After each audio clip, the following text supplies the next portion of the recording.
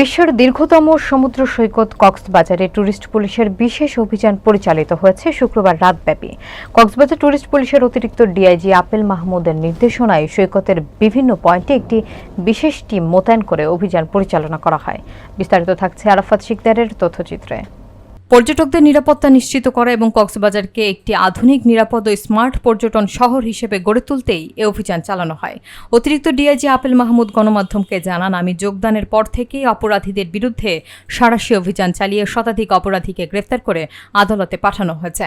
তিনি হুঁশিয়ারি করে বলেন, সৈকতে কোনো সন্ত্রাসী বা চাঁদাবাজ যদি উশৃঙ্খলা সৃষ্টি করে তাদের বিরুদ্ধে তাৎক্ষণিক আইনানুগ ব্যবস্থা গ্রহণ করা হবে। টুরিস্ট পুলিশের এই উদ্যোগকে সাধুবাদ জানিয়েছেন পর্যটক ও স্থানীয় ব্যবসায়ীরা জানান, আগে একটি চক্র চাঁদা দাবি করলেও এখন তারা নিরাপদে ব্যবসা করতে পারছেন। তারা টুরিস্ট পুলিশের পদক্ষেপ সন্তোষ প্রকাশ করেন এবং অতিরিক্ত ডিআইজি আপেল মাহমুদকে আন্তরিক ধন্যবাদ জানান।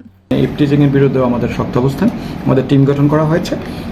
ইতিমধ্যে 10 জন ইফটিজারকে আমরা গ্রেপ্তার করেছি। আর এই ইফটিজারদের মধ্যে অনেকেই দেখা গেছে যে হলো যারা পর্যটক তারাই নিজেরাই এসে গোসল করতে গিয়ে অন্য আরেকজন পর্যটককে ইফটিজিং করে।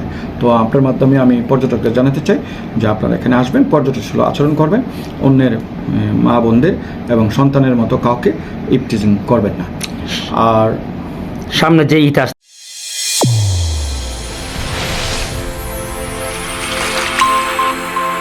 চ্যানেল A1 হৃদয়ের স্পন্দন।